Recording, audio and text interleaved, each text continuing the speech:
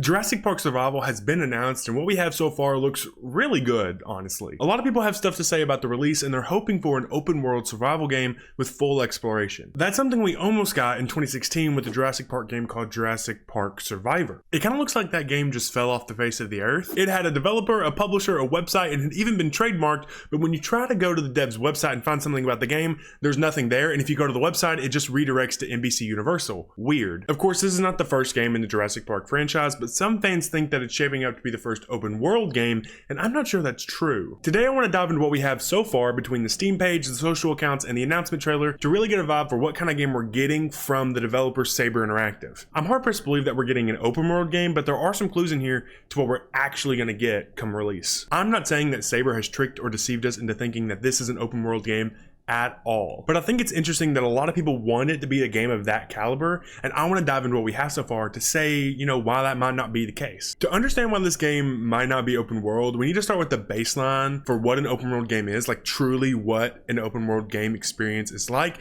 And I don't think there's a better place to start than with a definition from Gamepedia. They say, and I'm going to read it verbatim, an open world game features a non-linear game world design where the player is able to freely traverse the environment, which consists of many different areas and structures that can be visited anytime. That's great. I mean, having a definition makes it easier to break down all these parts of Jurassic World Survival and try to place what kind of game it'll be, but really any game in any genre exists on a spectrum. In my opinion, open world adventure games exist anywhere on the spectrum from fully sandboxed, like Minecraft, to full open world games shaped by their narrative, like Ark Survival Evolved, to experience-based exploration games like Alien Isolation that are relatively tight open world experiences that have fully realized maps with limited player autonomy. Player autonomy is like having full control over what your character is doing, what they have to do, what they can use, everything like that. In a game like Alien Isolation, your circumstances make it feel like you have way fewer choices than in a game like Ark Survival Evolved. My goal today is to place Jurassic Park Survival on that spectrum and give you guys and myself a way to reference this game before Saber Interactive releases any more information. First things first, let's start with the Steam page. We can learn a lot from how developers explain their game, specifically the plot of their game. We'll play as Dr. Maya Joshi, an InGen scientist stranded on Isla Nublar the day after the events of the beloved 1993 Jurassic Park film. I love that we're returning close to the heart of the franchise. Hopefully it'll give us a fairly narrative-rich story that's compelling and interesting, because the last thing I want to do while I'm running around the island trying to survive dinosaurs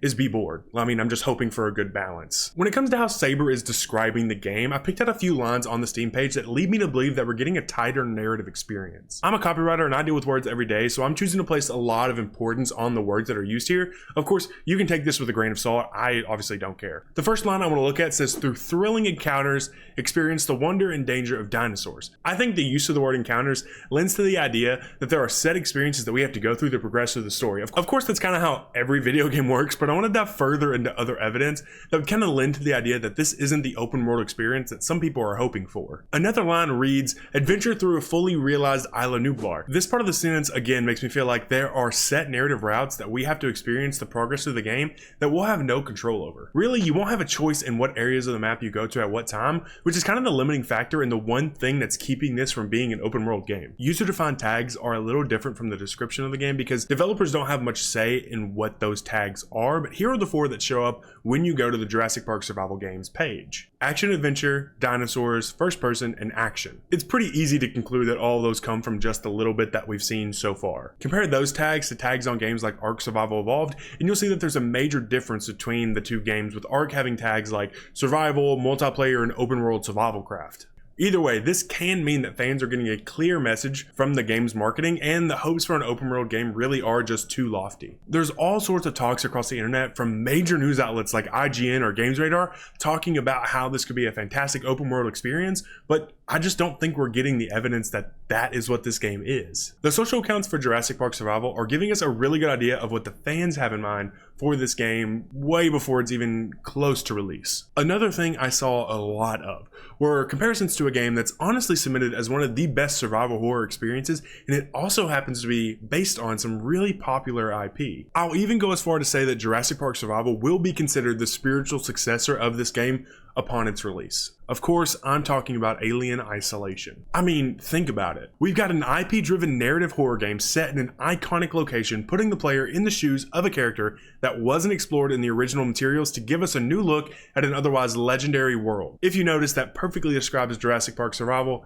and Alien Isolation. I mean, the titles are even structured the same, with the IP going before a colon and then an adjective to describe what the game is like.